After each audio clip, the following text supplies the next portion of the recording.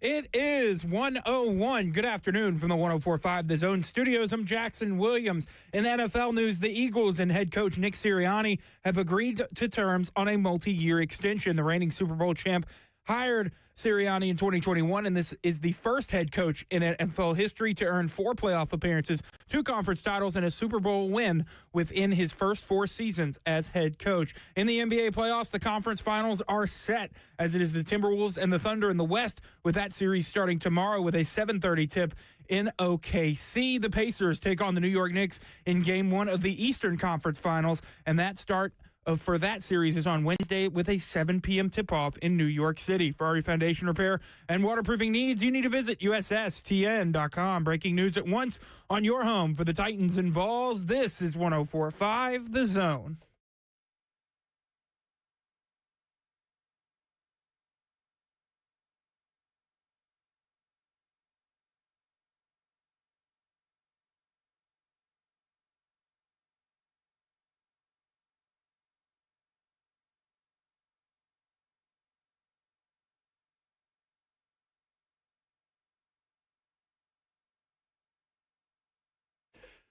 Cover 2 with Blaine Bishop and Zach Lyons here on 105 The Zone, powered by All Four Seasons Garage Doors, 615-737-1045. We got a lot to get to today. A lot happened over the weekend. The NBA Conference Finals is kind of where I want to start, is because I find this such an intriguing finals matchup coming up, Blaine. You have, to me, I'm kind of rooting for a Knicks-Thunders finals because I feel like those are the most complete teams with the deepest benches as well. But you got the Pacers playing against the Knicks, and then the Timberwolves playing against the OKC.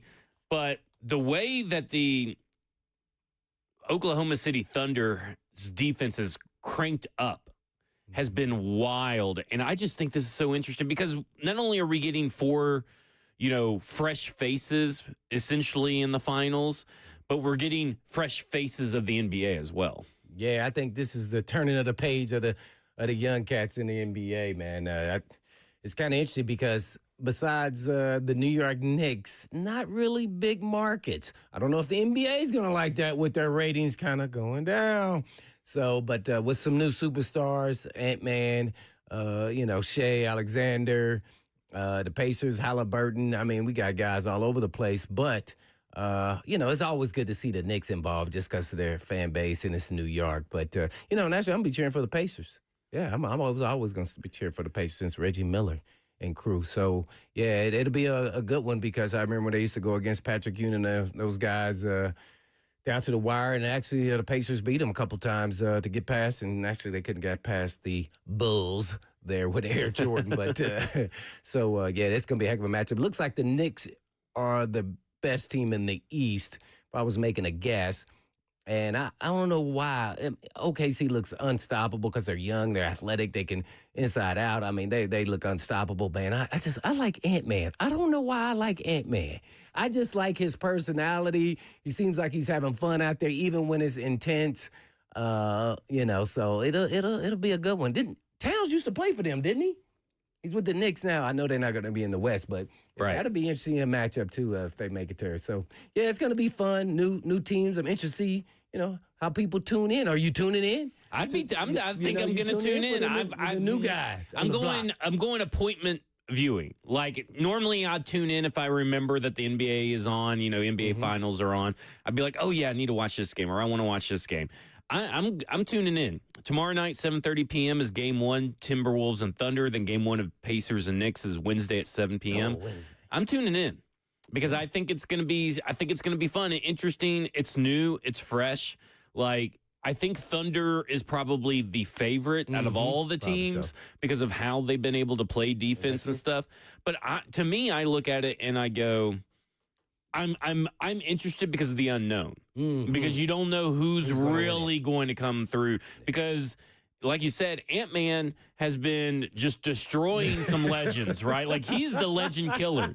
And you may not know this reference, but there's a wrestler called Randy Orton. He's known as the legend killer. I used to watch wrestling. That was in my era. Yeah. Because he used to take down, all the legends and everything. And that's what it feels like Anthony Edwards is that he is the legend killer. So to me, if I don't have a team, normally it's been, when the Grizzlies don't, usually make it that far, I usually start checking out because it really seems like one of the older teams or the teams that have been there a lot and been there, done that. It's kind of like the fatigue with the Chiefs or the fatigue with the Patriots.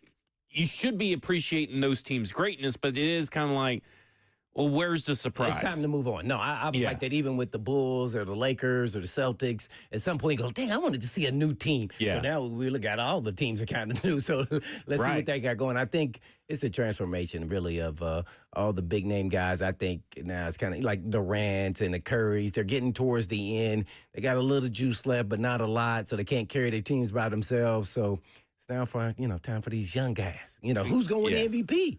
I know nobody says it's about the playoffs. It's about the regular season. But guess what?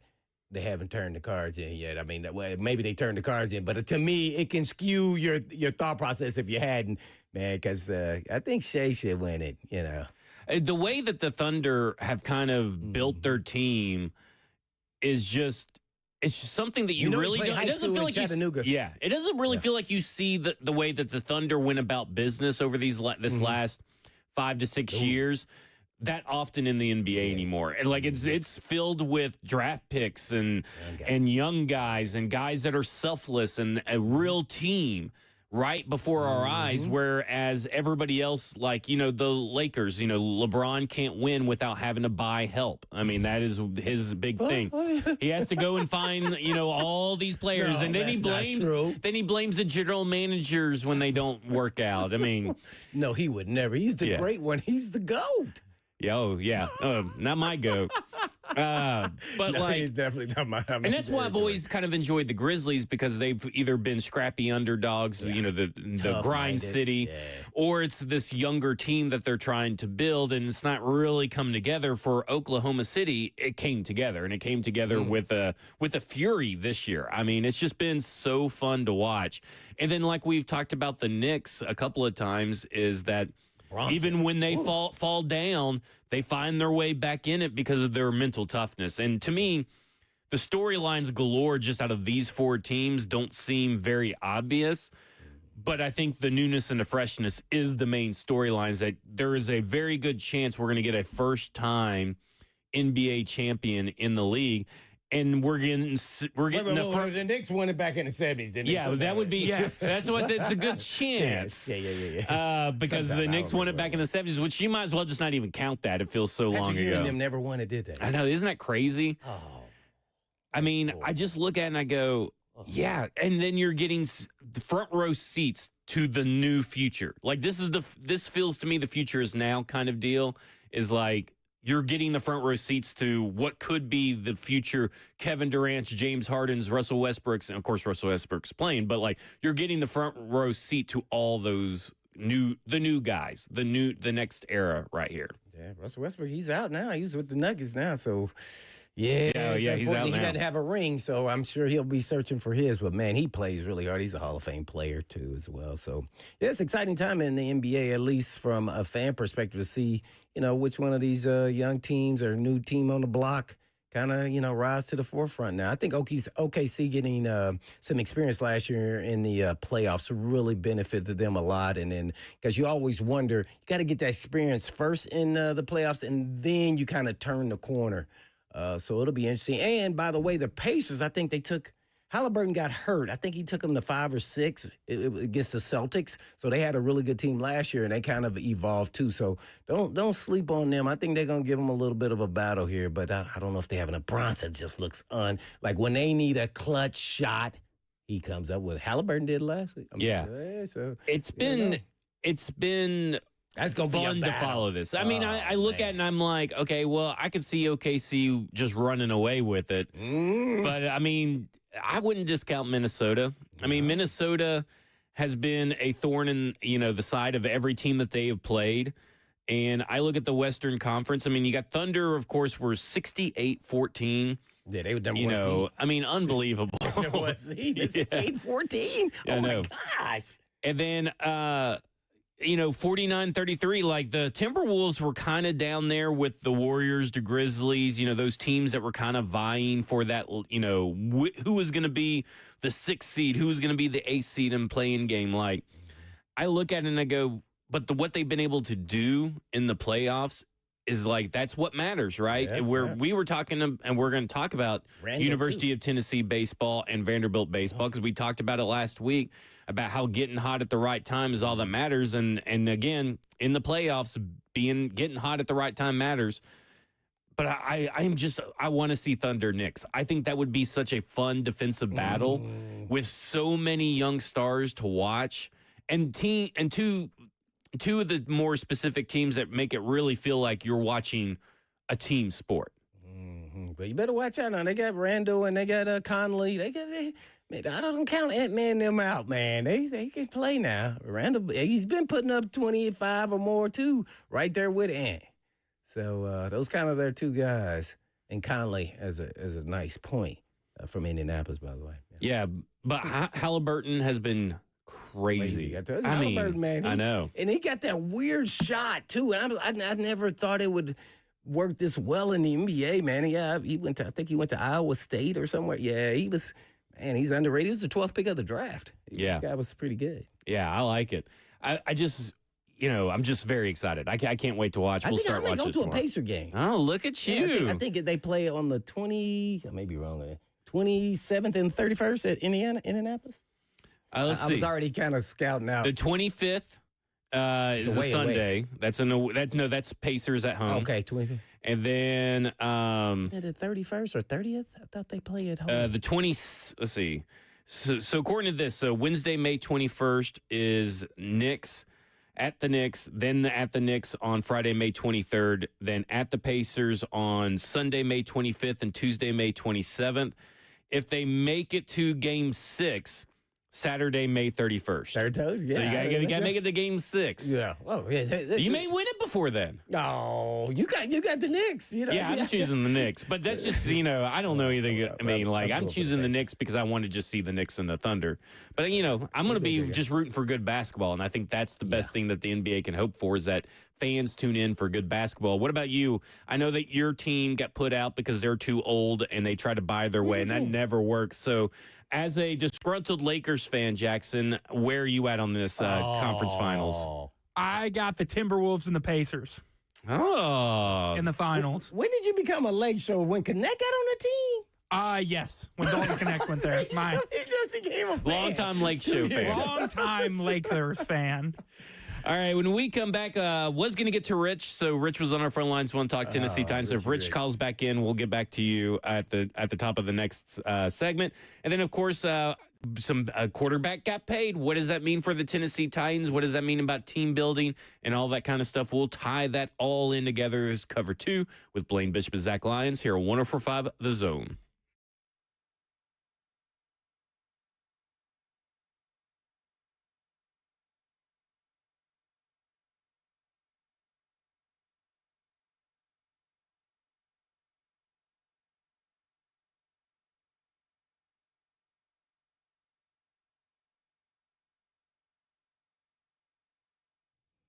For many of you who have lived here a long time, you already know Eurofix has been in Middle Tennessee area for your European car repair needs now for 26 years.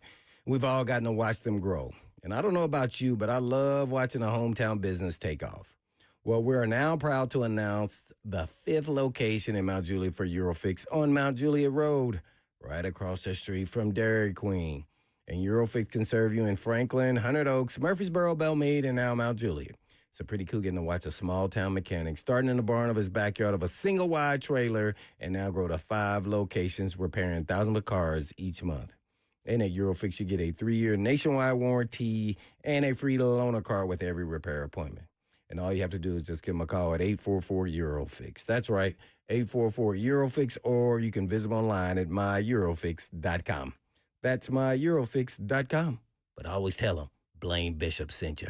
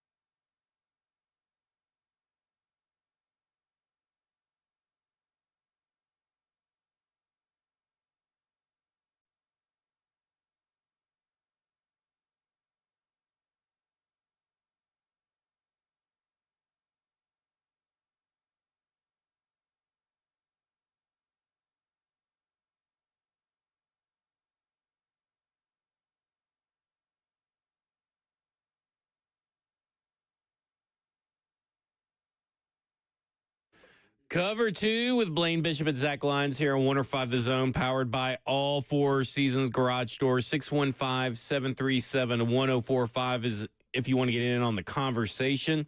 And over the weekend, Brock Purdy got paid, Blaine. $265 million over 5 years on part of an extension. Ian Rappaport says this morning that he'll get paid an average over the next 3 seasons, $55 million per year, $181 million fully guaranteed.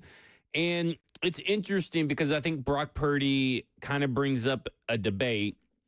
Not really a debate, but at least a discussion around who makes a quarterback or what is the quarterback in apart from the system. Because Kyle Shanahan, a guy known for really good offenses, for offenses that work work best with a certain type of quarterback. So not every quarterback can fit his system. He learned that lesson the hard way. But first of all, I think let's start with this.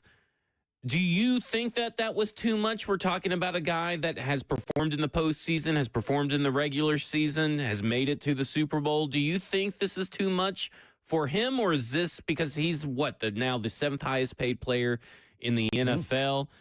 He's tied with a few other players, but he's not even the highest paid quarterback or even close. You still got Dak Prescott and all this other stuff.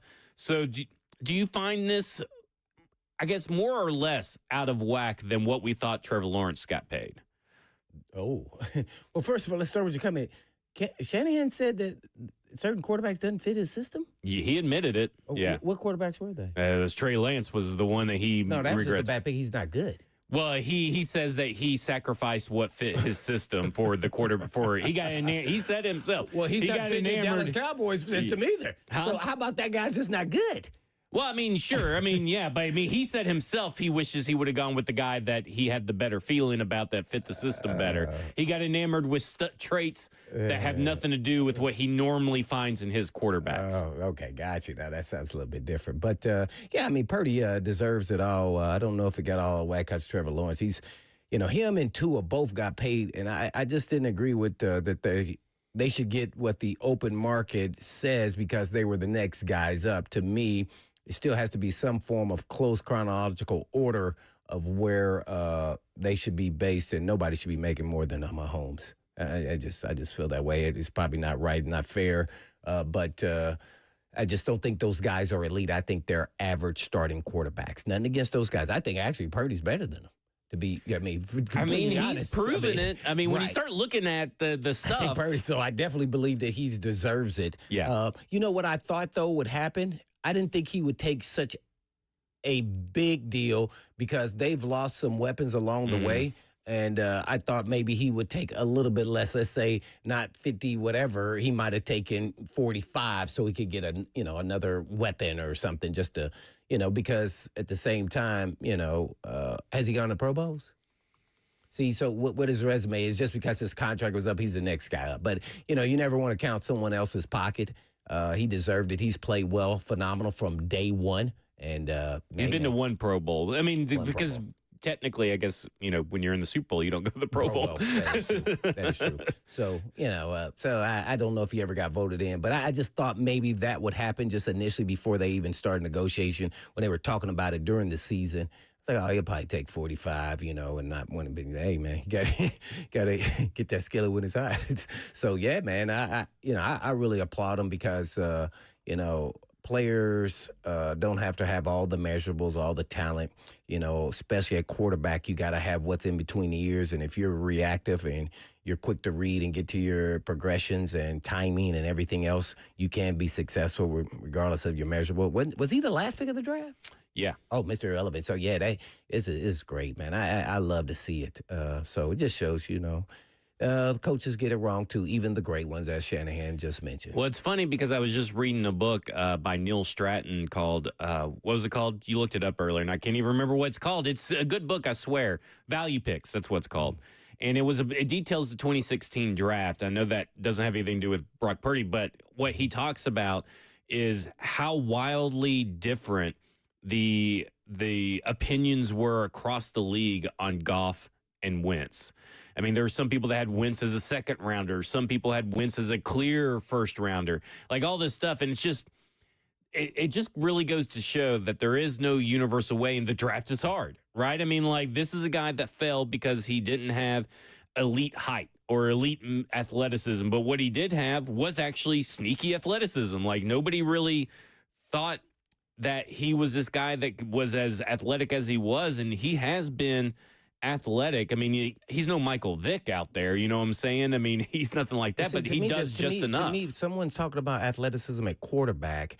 That is the wrong metric. I agree. First of all you got to do is say Tom Brady. Yeah. He's not a good athlete. He's average at best, if you even want to give that. I think Jackson can beat him in the 40.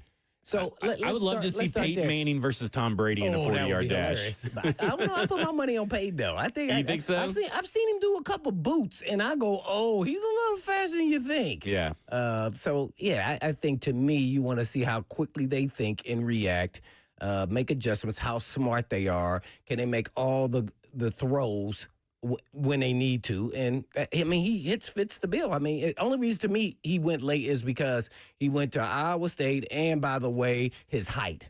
That's it. I mean, it is what it is. You can say he doesn't have elite arm talent, but he daggone good enough because he throws everything on time. That's so the thing. It doesn't matter. It doesn't come to fruition like that. He's got to use all these measurables. He set multiple school records. You know, he just under 6'1". Phenomenal. And it says right here, the NFL pre-draft evaluations were too focused on his shortcomings, right? He was under 6'1", unimpressive arm, and underwhelming physical traits.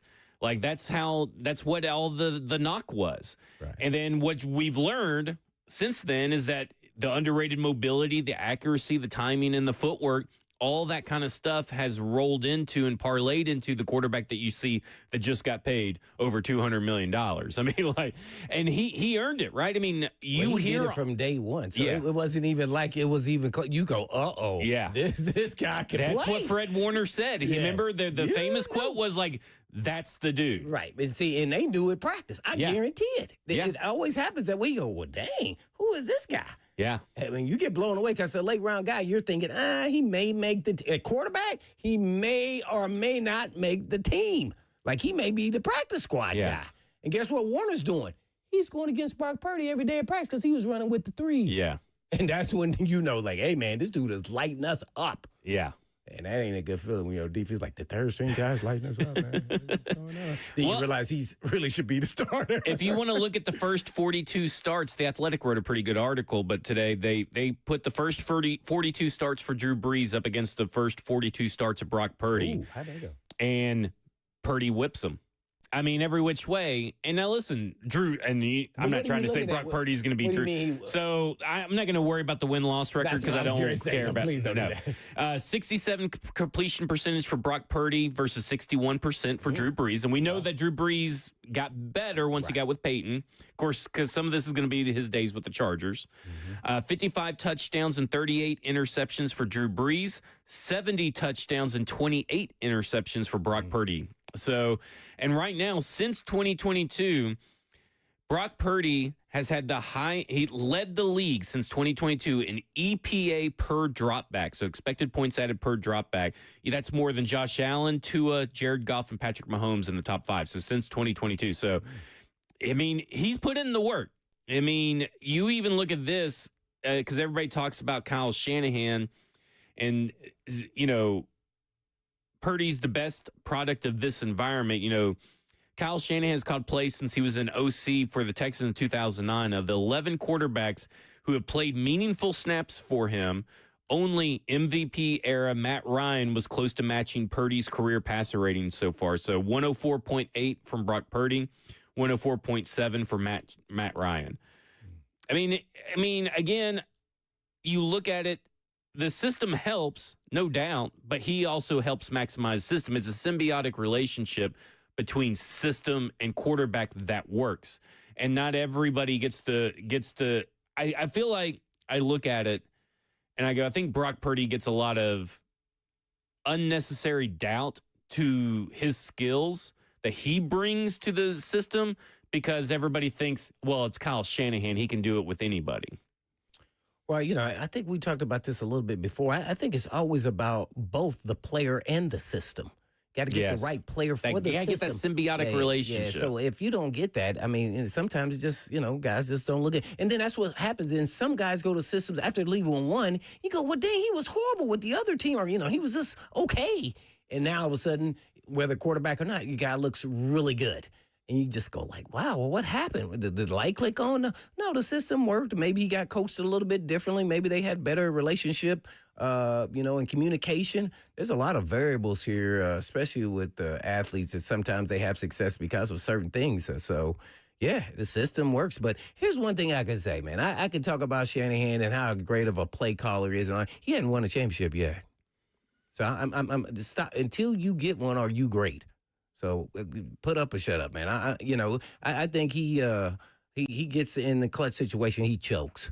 I would agree with you. I mean, he can be as brilliant as he wants to be in the regular season, but when it comes down to it, I just feel like his team just never can find that.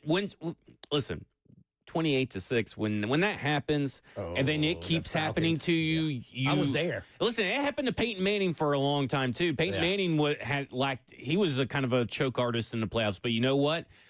He eventually overcame it. It's time for Kyle Shanahan to start overcoming some of these situations that he himself has created in these games. It's not just the players; it's his play calling choices as well. Yeah, I think he is a great play caller. I think what happens is he tries to, when they get in those clutch situations, he doesn't understand how to let it play out through the feel of the quarterback and let him have input and then saying, no, we're going to run this. And that then is when you become great.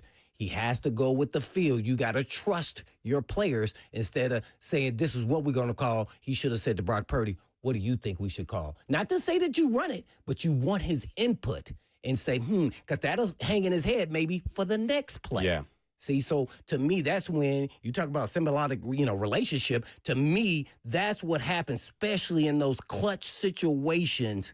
I think he kind of he loses it a little bit and he overthinks it. He takes the ball away from him, essentially, is what you're saying. Because he talks about learning players over plays. He's a great. Every time I go, oh man, I wish we had a play caller like that. Yeah, I do. But then except in the Super Bowl. Yep. And, he talks about learning for Matt Ryan, players over plays heading into that Super Bowl.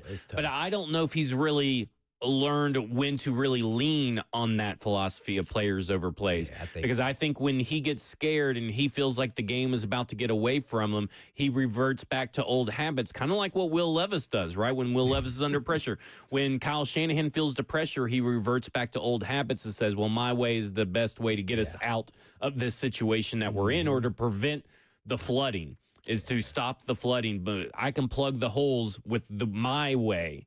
And at that point in time, I don't think that has been the proven method.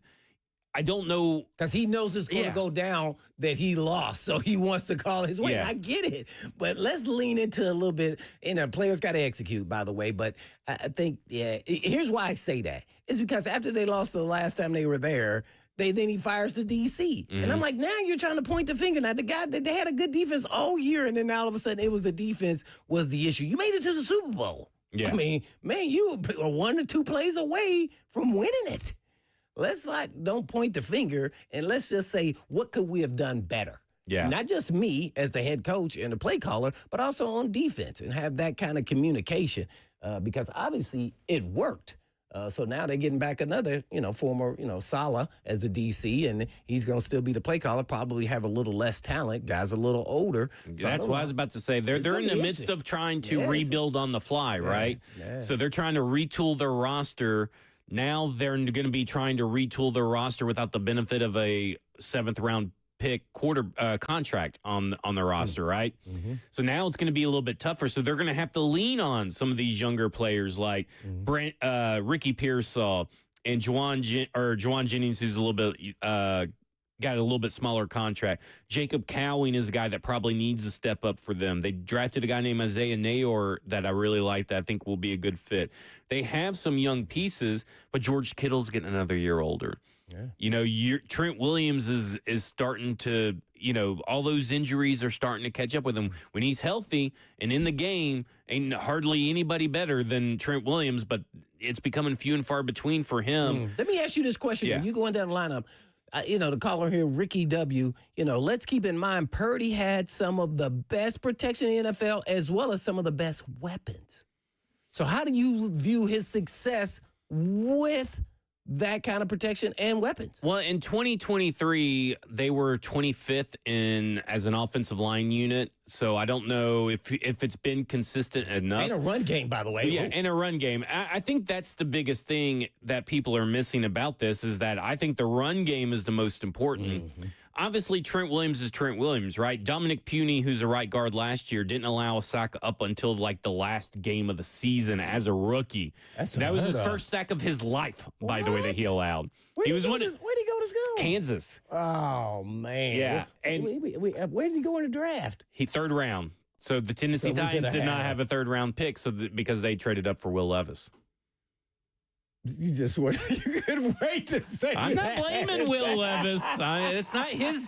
It wasn't his decision to be traded up for. No, that was a fact. But you deadpan face like, yep, Will Levis. It's like in The Office when they look at the camera. Yes. Yeah, Jim the camera. But it's really the run game, I think, has been most vital to the success.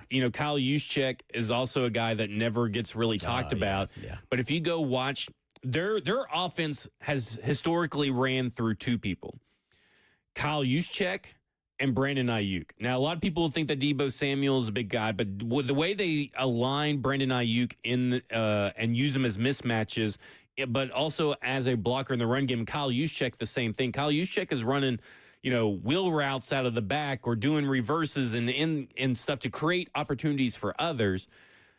They were able to bring Juszczyk back. They still got Brandon Ayuk. Now it's going to be about, okay, who's the next guy up? Is it going to be Juwan Jennings? Is it going to be Ricky Pearsall, who I really liked coming out of college from the University of Florida? What can they do with George Kittle? How much does he have left in the tank? They gave him an extension. Yeah.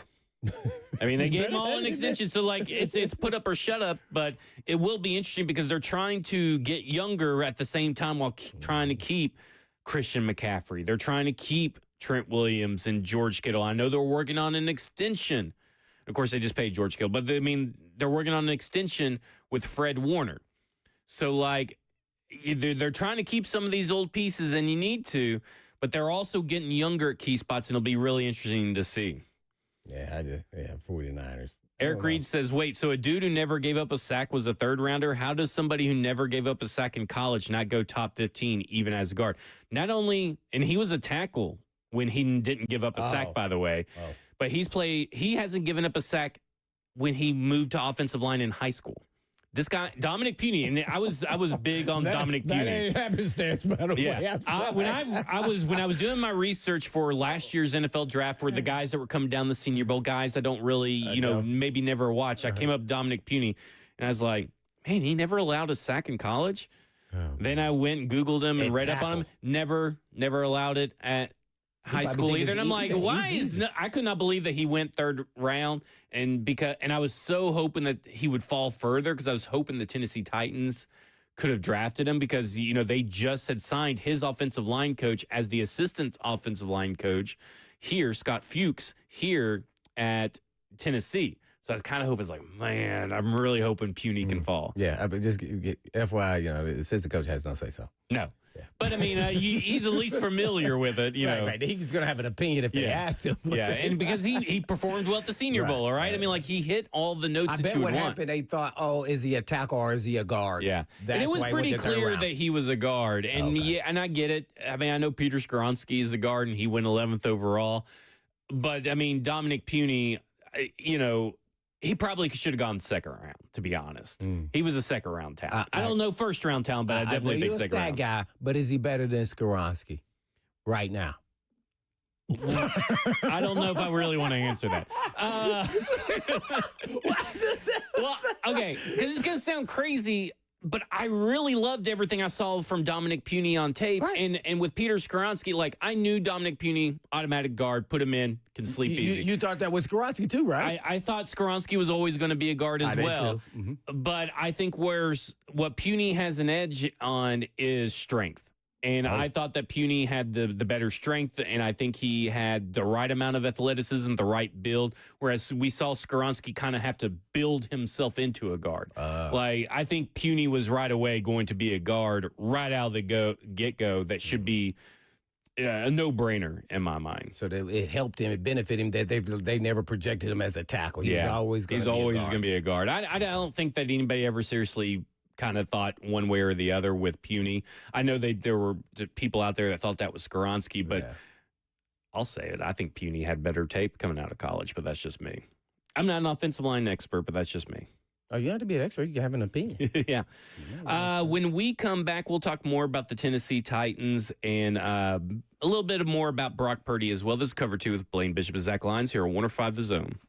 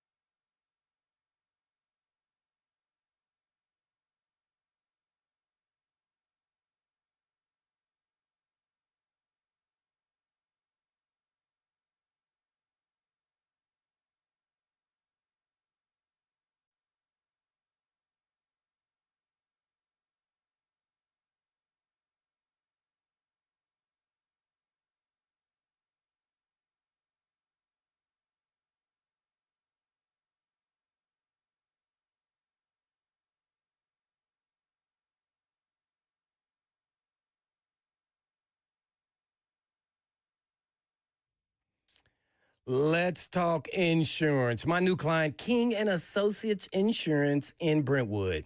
They're independent agents, and that's a big difference, but it goes beyond just having multiple companies to shop, weeding out all the non-competitive companies, keeping great relationships with the biggest and best, along with bundling. Yes, that means homeowners insurance as well as car. But unfortunately, life happens, and they get it. Here's a true story about my friend and a coworker that switched from a previous independent agent and got better coverage on his home and its contents, even his automobiles, flawless communication, and a true champion in his corner after his 16-year-old daughter had a little baby boo-boo accident, and they still saved him thousands. I mean, man, I know you. Thousands from an independent agent who was overcharging him for years. And you can make the switch and save some of that moolah. But don't make the switch because he did. Switch because you should. And as a business and family and our individuals, make the switch to King and Associates Insurance. And I'm sure you have good use of that money that you'll be saving. And all you have to do is just give them a call at 615-329-8121. That's 329-8121 or online at tkinginsurance.com.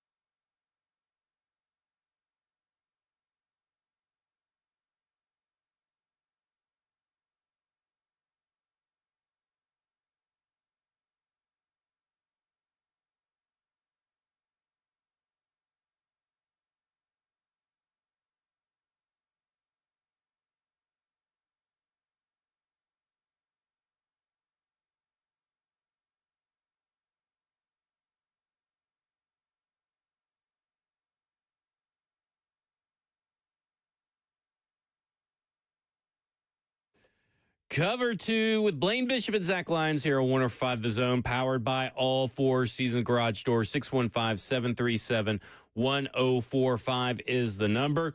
Kind of derailed on the Peter Skoronski, but to me, I he was always a guard.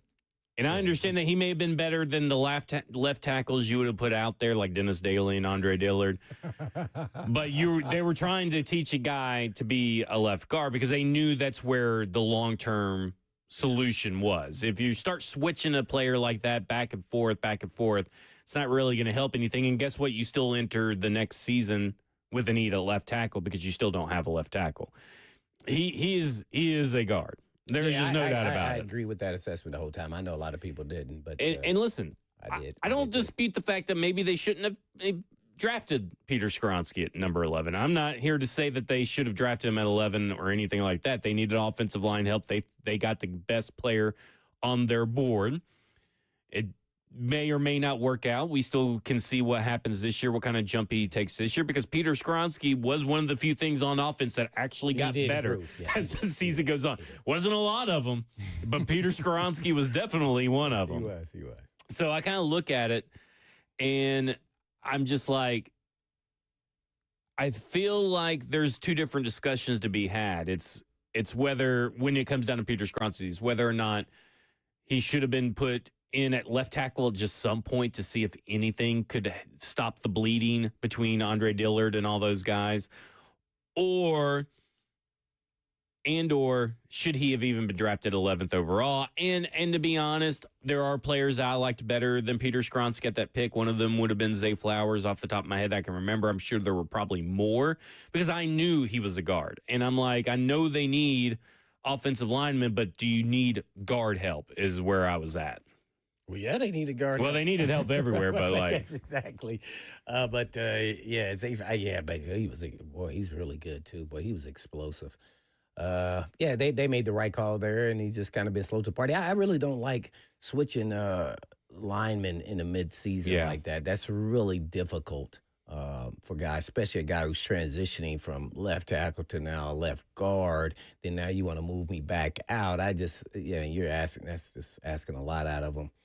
Just to see. So once you put him there, leave him there, and then see him grow, and then we got to finally see, with O-line coach Callahan, he seems to been a lot more consistent, and he's gotten better, and he's got his weight now, and he understands what he needs to do in this league. So, he may not ever maybe live up to that, where he got picked, but I think he's a real good starter in this national football. If he ends up getting a second contract with the Tennessee Titans, to me, that is a good sign that he did at least live up to 11th overall. Did he live up to maybe the expectations we probably all thought of him?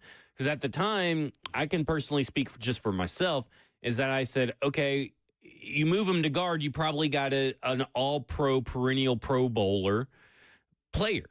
He has not lived up to that so far. He has not lived up to my expectations of what I thought he could be. But I do think from 11th overall pick expectations, just outside the top 10, if he gets a second contract, it's because he became a guy that is a dependable starter for your team. And really, we've seen a lot worse NFL-wise all across the NFL at that pick that never even, at the 11th overall pick, they never even get a second contract with their team. So or get watched about the league. You remember the guy from Alabama, Chance Womack? I don't want to talk about it. I think he was the 11th pick, 10th or 11th. I was like, hey, what is the difference? He was like, they're much faster than the league. These D tackles are quick. He said they must have played like running back or something in like high school. I was like, what? He said, yeah. I said, oh, okay. And he could never. That's when you don't know when a player, if he's reached his peak or can he continue to get better, when you get in there, at least as far as his athleticism. And that's. Yeah, because Warmack peaked in college. Yeah, I mean, it's pretty clear that everything that, and, everything that happened in the offseason, everything that happened on the field, you just saw a player that peaked a little too early. And so that's the hard part of the scouting process and drafting is that you just never know when does a guy just peak. What you got, Jackson? He was drafted 10th overall in 2013. He was 10th. Oh, yeah. Yeah. Oh, I know. He wasn't converted, by the way, either. But, I mean, he Yeah. played guard, and he was a pretty dominant guard at Alabama. Yeah, and really, this is the year for Peter Skoronski. After this year, he should be eligible for a contract extension. Oh, So this is your 4? this will be no. You can start getting an extension after year 3, if I'm not mistaken. On my Because he laws signed there.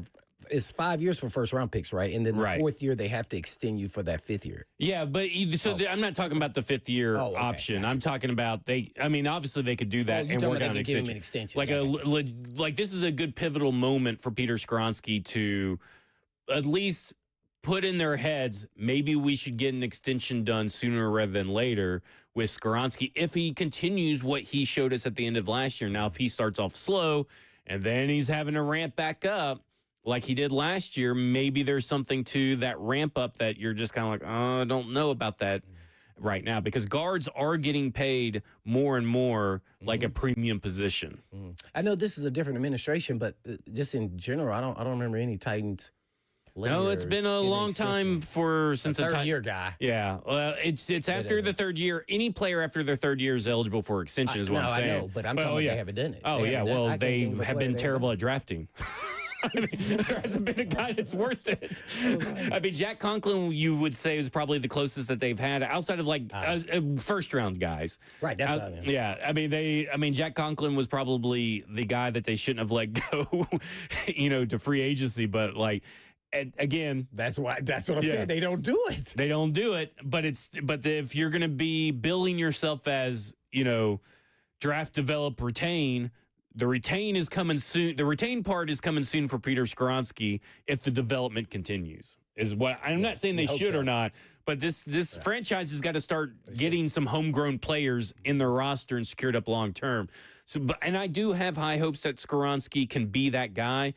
Can he be a perennial All-Pro guy? Probably not, but I wouldn't rule out at least one All-Pro along the way if he continues to develop. If Bill Callahan can get the most out of Peter Skoronski. When we come back, we'll go to Doug in Nashville. We'll also talk a little bit about Tennessee and Vandy baseball. This is Cover 2 with Blaine Bishop and Zach Lyons here on 105 The Zone.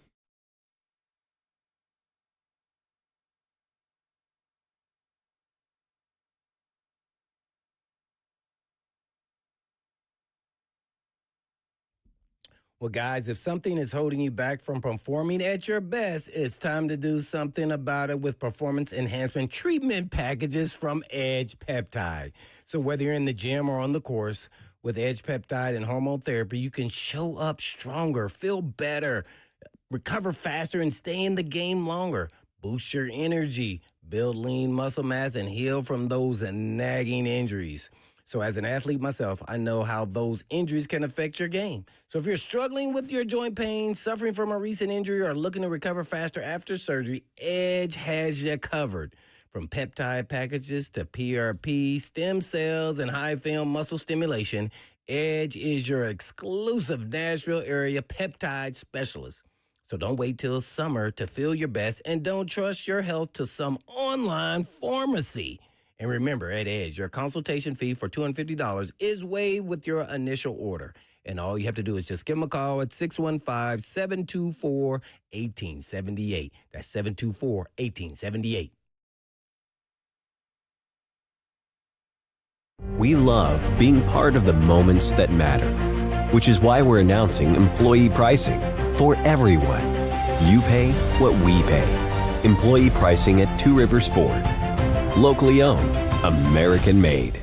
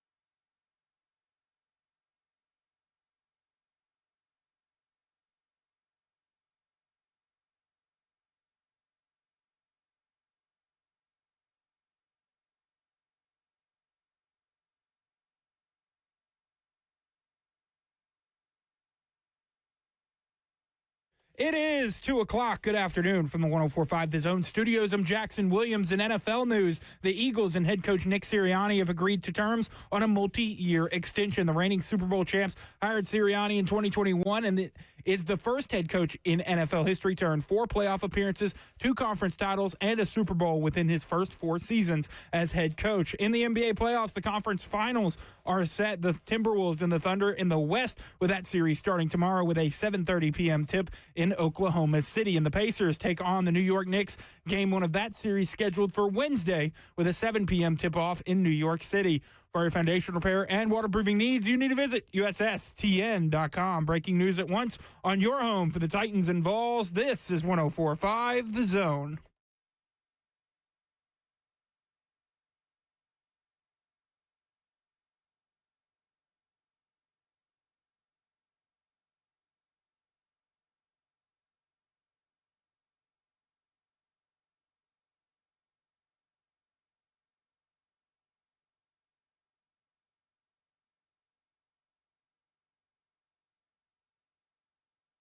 Cover 2 with Blaine Bishop and Zach Lyons here on 105 The Zone, powered by All Four Seasons Garage Doors. 615-737-1045 is the number. And Blaine, I have to give some props to Vanderbilt. We talked about their series last week, the UT Vanderbilt series, and how it could be a defining moment for them as a team, because a couple of years ago, UT used that series as a launching off point for some success, postseason success as well. I remember. Is that true? And Vanderbilt is now swept the Kentucky in their series, their final series. Then you have UT over here who lost their series to Arkansas, and they left 30 bad. Even though they hit very well this weekend, they did a good job hitting. They still left 30 runners on base, which is incredible to say. But like Vanderbilt has taken that win and used it as momentum, and they're getting hot at the right time under Tim Corbin after sweeping Kentucky. So much so that they are so much on fire right now that Jackson is wearing black and gold today to honor them, because he went to a Vanderbilt game this weekend and he said it was the best event he's ever been to. I did not say that. I did go to the Vanderbilt game on Friday. It was a fun time. He said he had much fun, lots of fun, and he's wearing all black today. Black hat, black shirt, black shorts, black shoes, black socks. My shoes are not black. They are navy blue. There you go. And navy blue. I'm wearing a Titans shirt, a Nashville SC hat. He's trying to send the subliminal message that he's a Vandy fan without telling everybody he's a Vandy fan. I am not a Vanderbilt fan. Go Vols. Did have fun at the game, though. Game was a great time. He has also declared that it's time to move on to football. They're on to football in Knoxville. Oh, this is what happens when your team in baseball's not good? That was not me. That was Joseph Bonanno, producer of 3HL. It's okay. You're gonna win some. You're gonna lose some. Just gotta know that. Yeah, you can't. I mean, hey, the postseason's in front of them. Anything can happen. All right, but wasn't it a balk, then an error, then a grand slam that kind of ruined the UT game? Kind of give me what happened. Tough sequence of events. It wasn't a balk, Blaine. It was called a balk. Oh, no. Okay, now kind of clarifies the rule of why you think that wasn't a balk. It can't be a UT loss without them complaining about the officials. Tell me why it wasn't a balk, even though they call it one. He didn't move. Like, I don't know how else you were supposed to throw the ball to first base to check a runner on first. And like, if that is a balk, every pitcher when they throw to first, balk. I know. I actually agree with you, but it was like, what? I was stuck, so I thought I missed something. I had to rewind my TV. I have watched the video upwards of 20 to 25 times to try to find something. I find nothing. That was a horrible call. Did we not see him flinch? Is something we couldn't see on TV? No, he just kind of, threw it to first base. I don't know. Look, Jackson had to stand up. You've got him so excited. Yeah, I know. I mean, Ross and Bernard, did y'all see the actual play? I mean, what? Joseph told me it was a balk. Let's bring in our rules analyst, Joseph Bonanno, former pitcher for Central Magnet in Murfreesboro. So, but you going against UT? You do not bleed orange anymore. Yeah, he's on the football. He bleeds orange football now. Oh, my. He's not a baseball guy anymore. Okay, so this is why it was called the balk. So if you rewatch it in slow motion, he slowly picks up his left knee first. It's like a fraction of a second. Yeah. And you can see him pick up his left knee first. Well, when you're picking off to first base, you always go with your back foot first. So I think the umpire saw that the front knee moved first. It twitched. It didn't come all the way up, but it twitched, which by rules, if it moves, it's a balk. So I think that's why it called. I don't know how the umpire saw it, to That's be what honest. I was just about to say. You said in slow-mo. In so slow-mo, how did you the saw it. naked eye catch this? Ross, did you see this? Unbiased opinion, Ross, you didn't see it, did you? I did not see it, but I'm with Zach. There's Tennessee losing. It's always something with the officiating. It just doesn't happen with anyone else, just the Vols. So I I texted literally just Joseph. agreed that it was a balk. I texted Joseph and Jackson this weekend to make fun of UT losing while I was on my vacation. You know, just to instigate them, make them mad.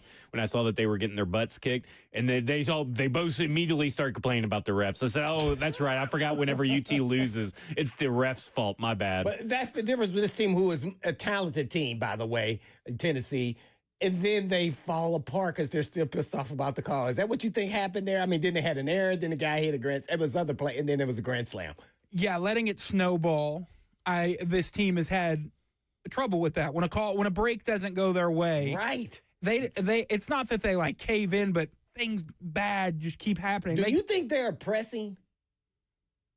I think there could be some of that. I think they're pressing and the fans are depressing. You're so bad. What do you think has been watched more on replay? The Zapruder film of the JFK assassination or the Dupree balk call video? Because I'm sure. Like you heard what. we find that out? It was a fraction of a second, apparently, that this. Listen, I didn't see it. I didn't either. You know, when I it did happened in the call, but apparently this. I can see how a fan would be irate. Like, how could you see that? This is slow-mo. I could barely see it.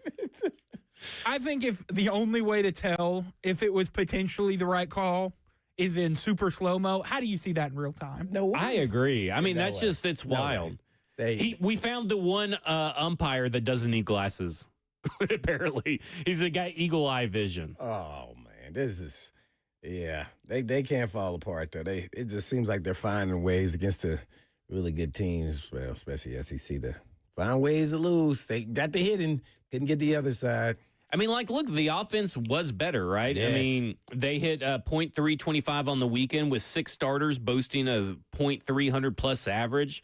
12 extra base hits with 6 doubles, 6 home runs. I mean, a lot of stuff happened that was really well this weekend, but it's just that it felt like they couldn't ever get anything to go their way. What you got, Jackson? So we do have SEC baseball awards that came out just a few minutes ago. All right. So Liam Doyle, SEC Pitcher of the Year, also the national strikeout leader, and first team All SEC. Andrew Fisher, first team All SEC.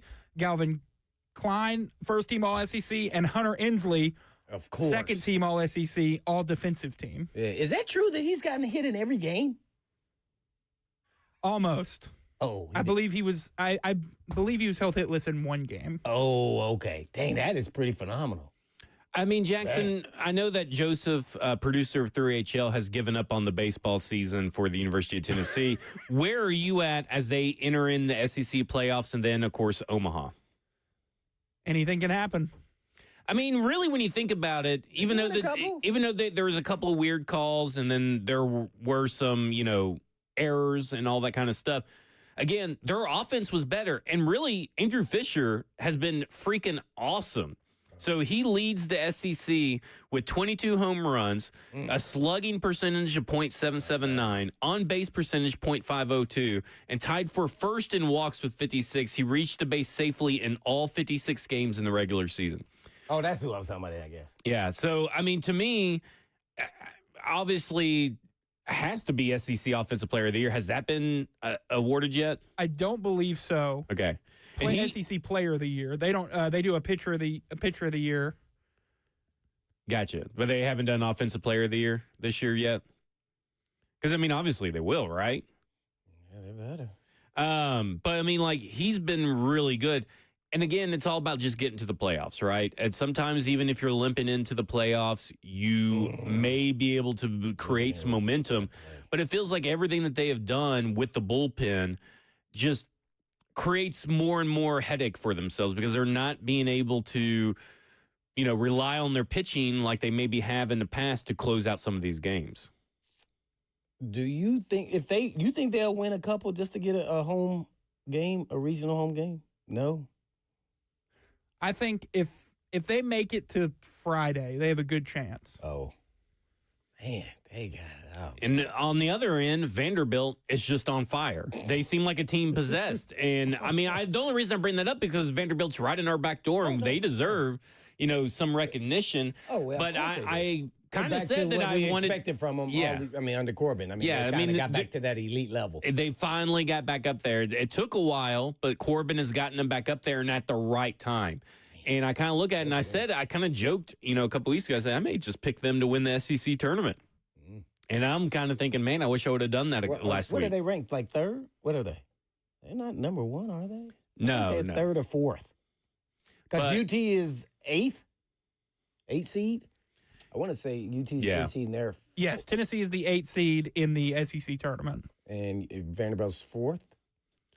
But, I mean, like I said, all it took was getting hot at the right time. Maybe they're going to be able to use this as a propulsion for them in the offseason, or not the offseason, but I guess the postseason here in the baseball world. To me, it's really, if you are not a fan of baseball, and I'm not a fan of baseball, I love this time of year as specifically to watch college baseball. I think college baseball postseason is better than the pro. I'm about to zoom in. Yeah, I think it's better than pro postseason baseball. Especially SEC, man. Yeah, the SEC is awesome. The SEC is just littered with good teams. I mean, up and down. It's kind of like the SEC men's basketball. Is like a lot of these teams in SEC baseball could go all the way. I mean, UT still could go all the way for a back-to-back world's championship.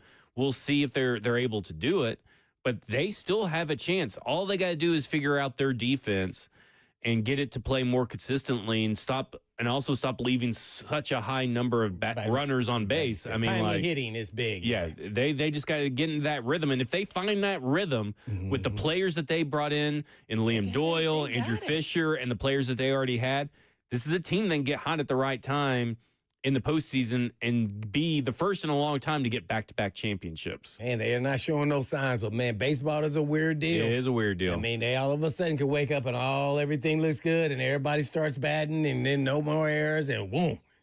So do you feel better now that we've all had this conversation, Jackson?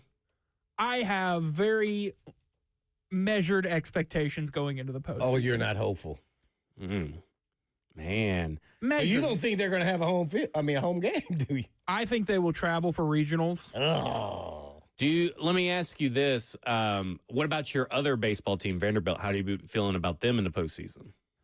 Number one, just went to a game, had a good time. Number two, they look really good right now, and they are fun to watch. And yeah, they could definitely make some noise. They will host in the regionals, so I think they could be an interesting team to watch. I think so, too. When we come back, we're going to talk about pass rush moves and what does it mean for Femi Oladejo's development and what the Tennessee Titans can do to help speed him along. This is Cover 2 with Blaine Bishop and Zach Lyons here on 104.5 The Zone.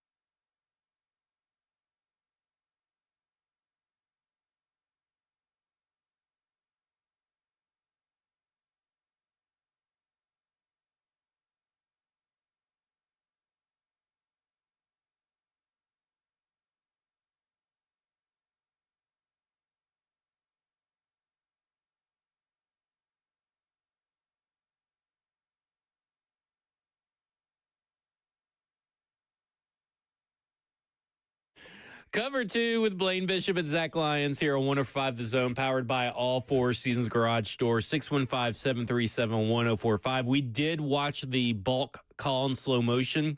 We watched it with Zeph. Zeph broke it down for us. There is a slight knee bend. There is, right before the heel comes up and the other leg starts moving. Now, can it be seen by the naked eye? Probably not.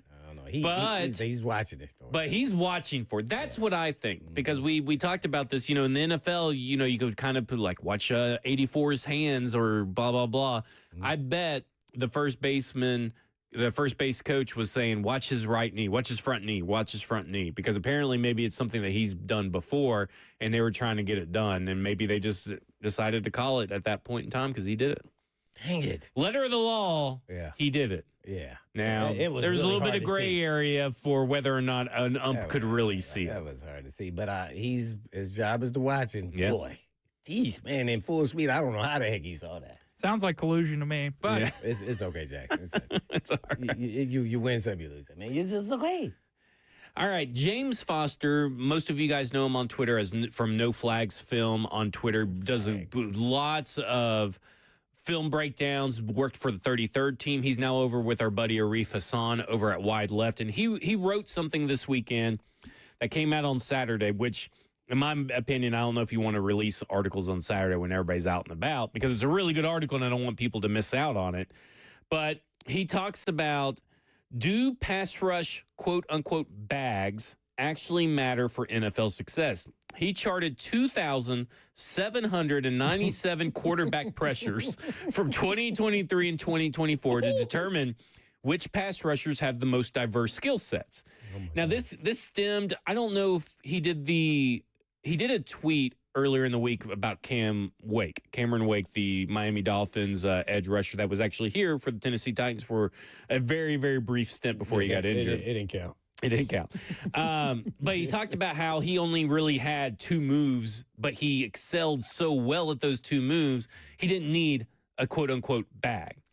And then that started a big philosophical discussion among all the nerds, and I won't get into the minute details of that. But he wants to say, now, if bags equal having a lot of moves, I don't think it's critical in the NFL.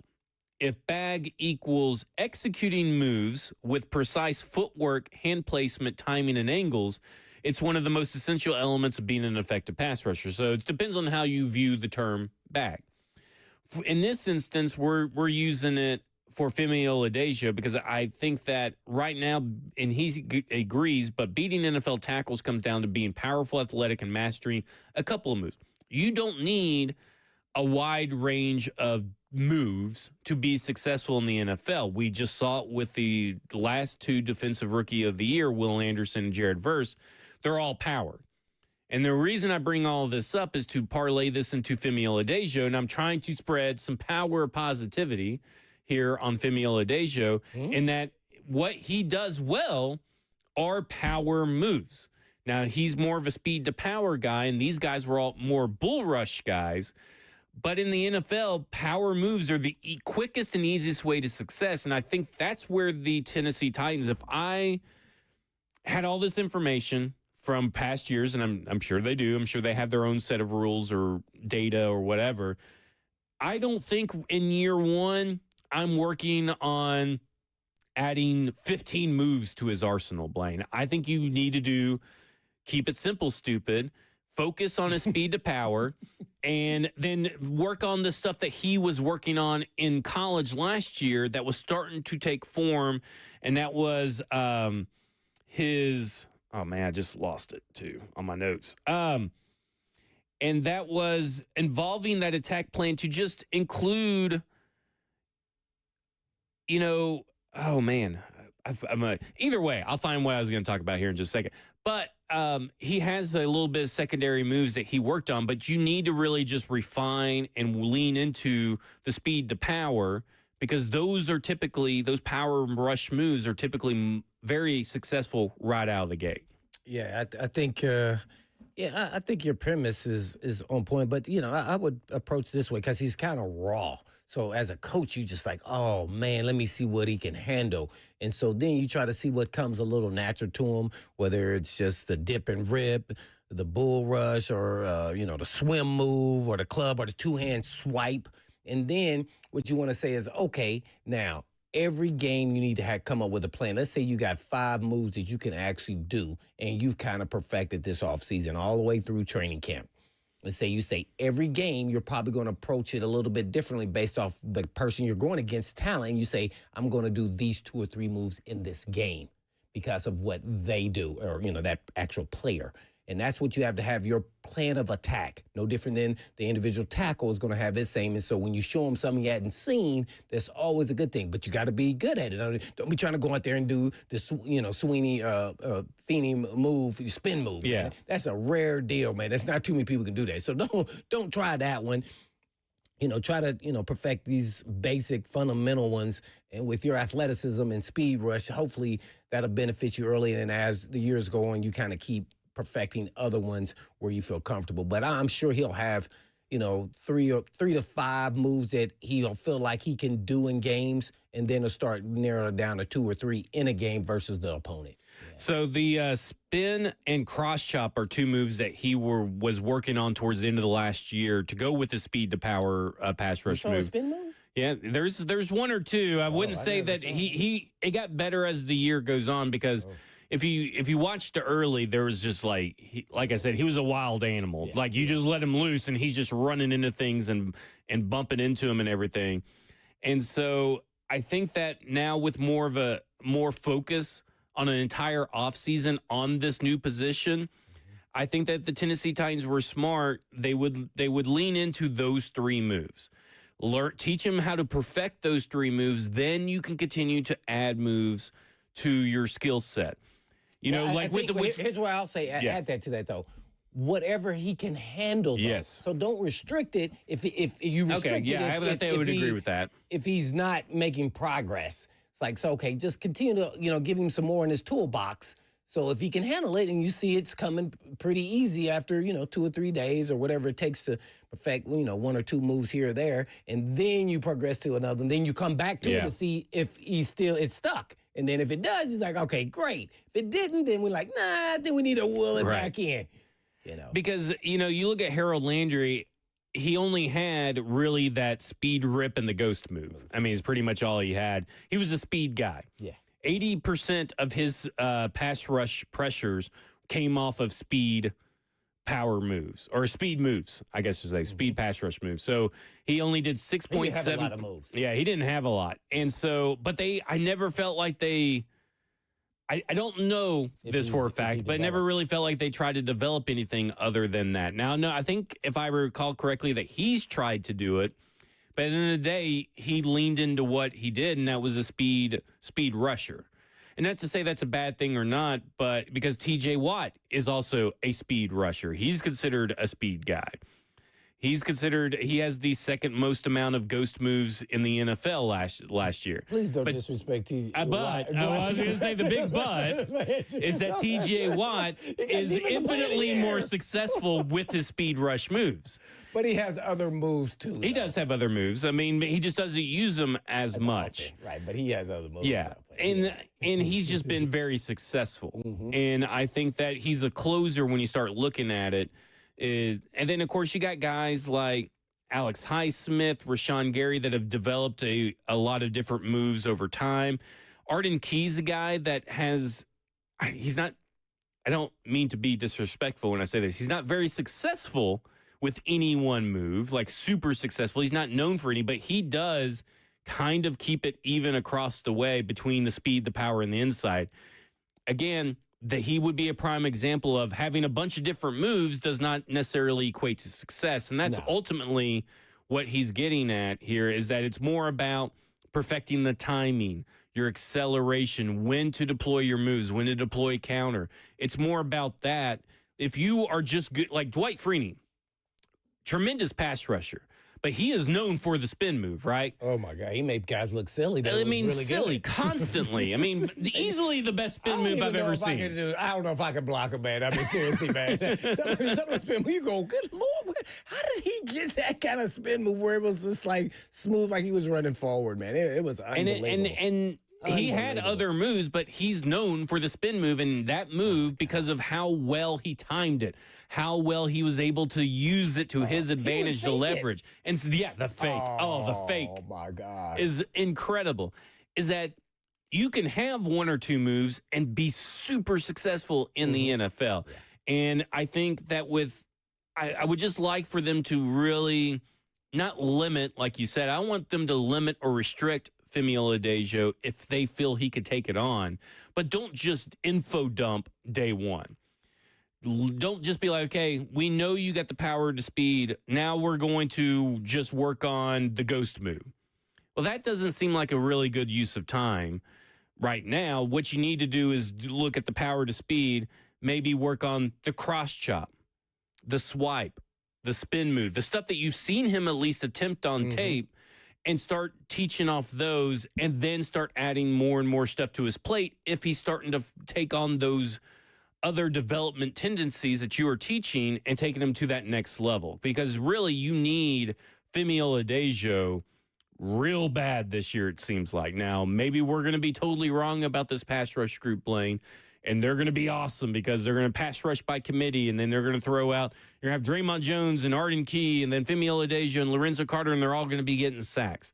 But at the end of the day, you really need to rely on Femi Oladejo, and it's almost like kind of what they did with Will Levis that I didn't really agree with last year, is that they put so much on his plate that he wasn't able to even just wrap his head around it. And I'm not saying Femi Oladejo's brain is wired anything close to Will Levis's. I just think that sometimes the best development is to keep it simple, stupid in year one and let it progress naturally over time. So you're saying he's a backup, right? Yeah, I mean, right now, he's there. Hell, the whole pass rush room is rotational pieces, Blaine. I don't think there's a real starter on this team in this edge room. Well, I was asking because if he could develop, like you're talking about, like two moves and perfects them, and then you're in training camp, and then, I just think there's going to be a part of it that the coaches are going to want him out there. Yeah. And when I say out there, that means starting. And listen, there's probably a good chance that he is out there starting.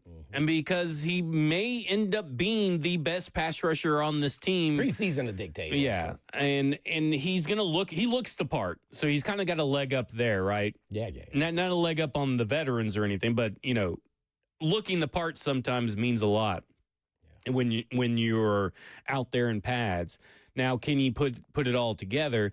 And this is a guy that's willing to do whatever it takes to get on the field. If I have to go from inside linebacker to edge rusher, I'm there. I do want to see some refinement, but I do think there's a path for Femi.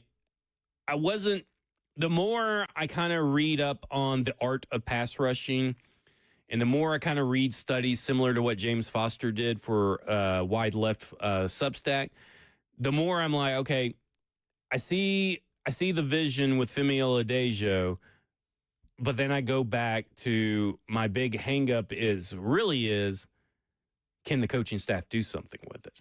Yeah, I'm going to say this. I don't know how much you think that the coaches are going to advance his pass rush ability. I think they probably give him one or two things. I think it's really about the player. When you become a pro, is to now go work with a pass rush specialist, and then you learn what you can and can't do, because there's a big gap of time where you have free time. And all he should be doing besides staying in shape and working out is working on pass rush moves, and that's part of working out and really his conditioning, really, because if you're trying to really learn how to, they got guys, I know the Chuck Smith system there in Atlanta that the guys use, and I'm sure there's some all over the place. I know Von Miller and those guys have some different ones they have too. So I just would be all in going to those and putting drastic time in having conversations with these guys who were pass rush, great pass rushers.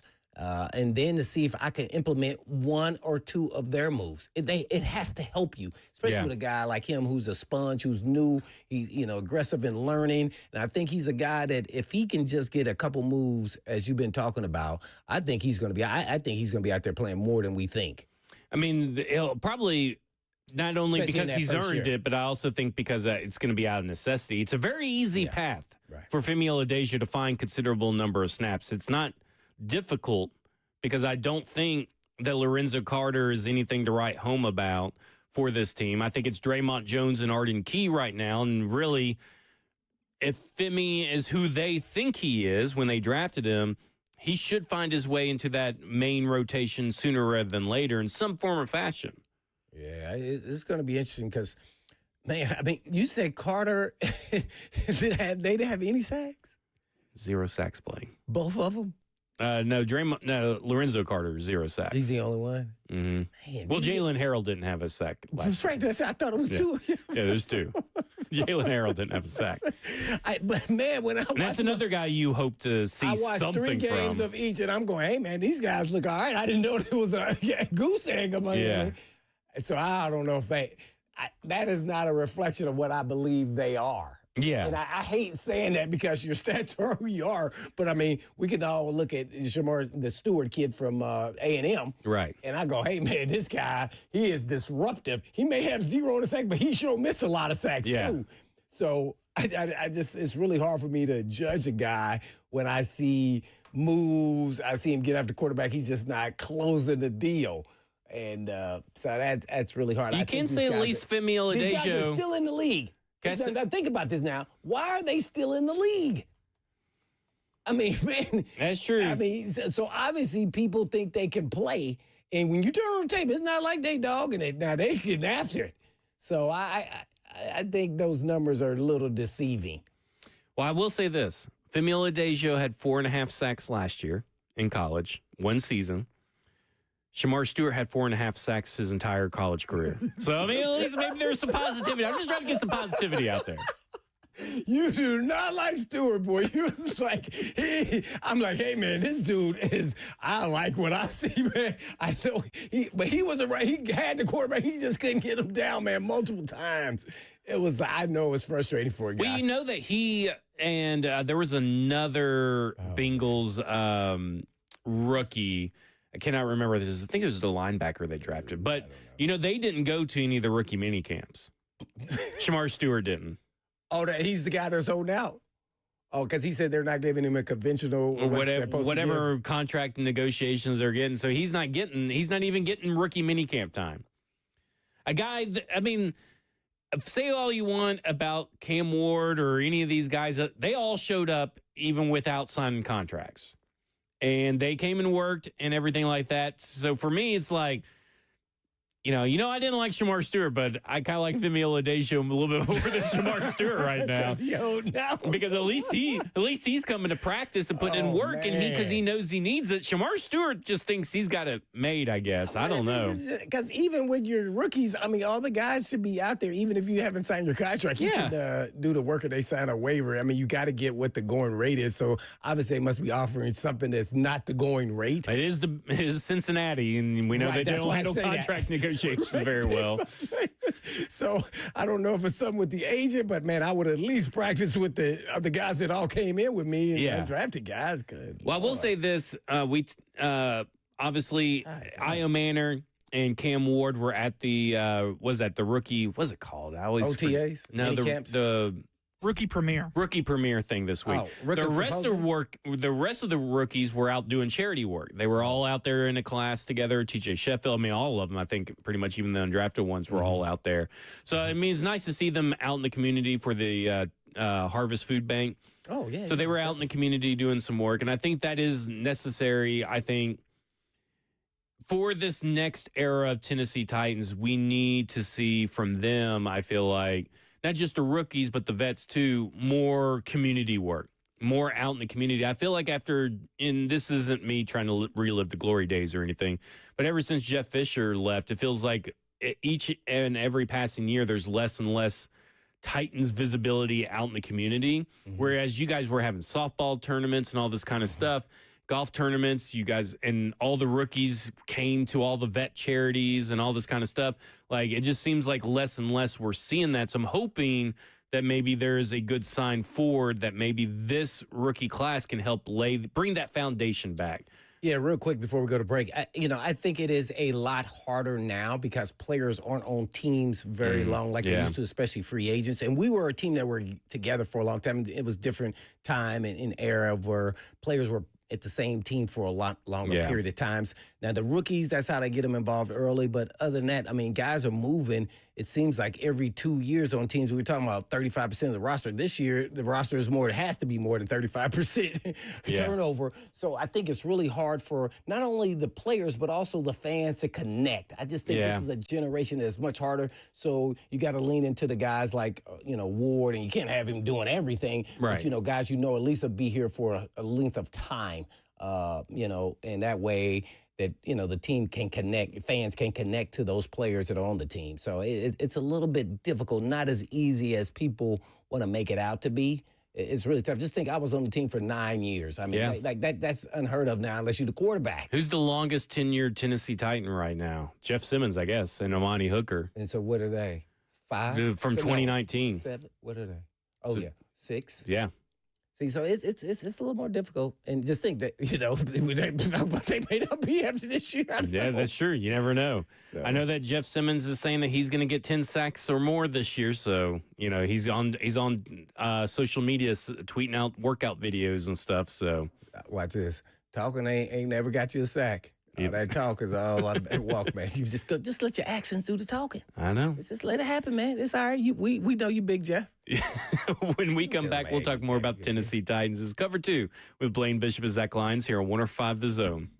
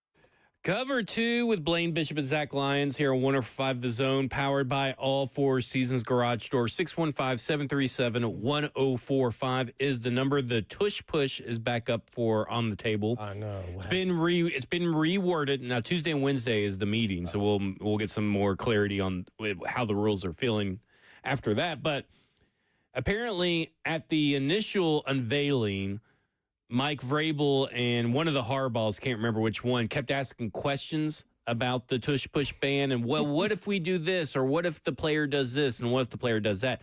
This has prompted Green Bay to rewrite the rule, and I think that they were trying to poke holes in it, Vrabel and Harbaugh, so the rule becomes more ironclad and clear of what you can and can't do. And so the rule has been reworded to make sure that they cover all their bases and nobody can figure out a loophole, if you will, if this thing were to pass. This may, according to Diana Rossini and a few other people in the NFL, this may allow this rule to actually go through, Blaine. It probably wasn't going to go through then because there was too many, ifs or what ifs about the rule. Now it may actually get passed. What are your thoughts? Continue doing the tush. No, the banning the tush push. I don't like it. Look, I got to give props to the Eagles for coming up with a play. The only reason why I didn't like it is they kept defensive guys, or at least on the field goal, from you pushing a player, on the center guard area.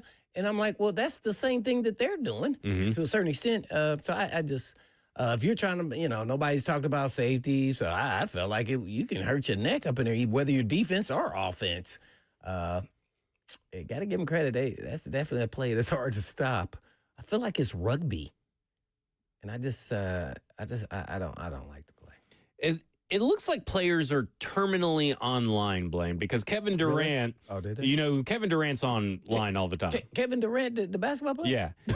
So because Emmanuel, he doing a tush push in pep. No. I'm just talking about we're switching gears here. Oh, okay. Sorry. I didn't clarify. On me, man. Oh, I'm easily.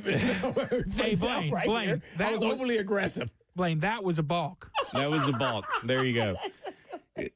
Hey, listen, so was that, too, over at University of Tennessee game. Balked me. But, Emmanuel Acho, who I will never make any, I'm not here to defend Emmanuel Acho because I don't think he's that good at his job or the job that he had in the NFL. But he tweeted this out. The Celtics match up better against the Knicks without Jason Tatum than they do with them. Okay. Give me 2 minutes to show you something you may have missed, and I'll convince you exactly why. Of course, he convinces no one. Kevin Durant replies, hot take artists have ruined the sport. Football guys, no disrespect, but y'all boys need to stay in your lanes. You don't know what it's like between these lines, man. Give it a break. Dudes who quit football early to pursue media talking mental toughness, cut it out. Is that a death blow by Kevin Durant? I did see that. Oh, I did. I didn't know he was. I couldn't remember who did. Oh, man. Yeah, that was definitely. Durant needs to stay off of there. Durant needs to stay off of there, but he provides me limitless entertainment. It's just endless entertainment. I mean, and keep it short if you are going to, like, really, or just, just something that just don't go in. Like, just let it go, man. And then, then Emmanuel talks about that how. From Jackson? He talked about, you want to talk about toughness, you should line up against Adrian Peterson or whatever. And then, he said that to Kevin Durant. And you know what? He got community noted by Twitter saying that you never logged one snap against Adrian Peterson in your NFL career. So what do you know about that? Like, that boy, he got murdered last week. Like, that was insane. Kevin Durant, man, is on the rampage, man. Just leave that guy alone, man. Just let it go. But again, it ties back to Jeff Simmons, who is notoriously online. Takes notes of everything that's ever said about him, apparently. Oh, well, you could take notes and then leave the notes there. Yeah, and not put it on an Instagram video. Right. Or not go out here and show your workout video, then say, now he's trying to hashtag and get trending double digits is now his new hashtag DBL digits. Talking about sacks. Talking about sacks. How many times he had double digits? 0. How many? You got 8? He had 5. The highest he's gotten is 8.5. He went 8.5, then 7.5, then 5.5, and 5. So he missed some games with those. Yeah, missed some games. But my question to you is like, at what point do you just, I know there's a brand building in today's NFL, but at what point do you just need to let the brand be what's on the field? Because that's what Peyton Manning tried telling, Will Levis in that infamous video at the quarterback camp or whatever. And Will Levis asked about brand. He's like, well, just let the football take care of itself. We know that's Cam Ward's mentality too. Let football take care of yourself. Your brand can be your football. At what point is this not focusing on the right thing? Well, here's what I'll say. I think his intent is in the right place. But sometimes you have to draw a line on what you want people to know about you and what your expectations are of you. And sometimes that's none of their business. And so now you set the bar for 10. And when you come up short, people going to come at you. They're gonna, it's already set. Like, oh, if you only get 6, what happened to your 10 sacks, Big Kev? Everybody's big hero on Twitterverse now. They got to see you face to face. So, so sometimes you just got to, keep it to yourself. Keep your personal goals. If I wanted to say anything to any of these young guys or just any of the players, even that are veterans, just say, man, keep your personal goals to yourself and, hey, man, then let it rock and roll. And then you achieve them good and keep it moving. Keep stacking them and get even, try to do even better. Don't put anything out there. People go back and take pictures. And, I mean, man, you got to screenshots. Right. I mean, it goes on all over the place. So just keep it, what's this? Boring. Yeah. I mean, that's kind of where I'm at, Blaine. I'm with you. If you're a player, you got to. Because what's going to happen when someone says, well, you didn't get 10, you got 8.5? You know what I'm saying? It's going to happen. I mean, that's going to be Jackson. He was on, and I cannot remember her podcast name, but he was on Jill Jelnick's podcast. She works for the TV and everything here. And he said that he was double teamed on like 90% of his snaps last year. That's literally not true. Stop that. That was factually incorrect. And this is what kills me. Is that this is not how you need to go about your business in the NFL if you're one of the premier talent. That's just my thoughts. He should have said, you know what? I had a very disappointing year, but I'd be dang if that happened again. And leave it short and sweet like that. It wasn't short and sweet for us today. But the 3HL's up next. This has been Cover 2 with Blaine Bishop and Zach Lyons here on 105 The Zone. And in the meantime. And in between time. Peace, Jack.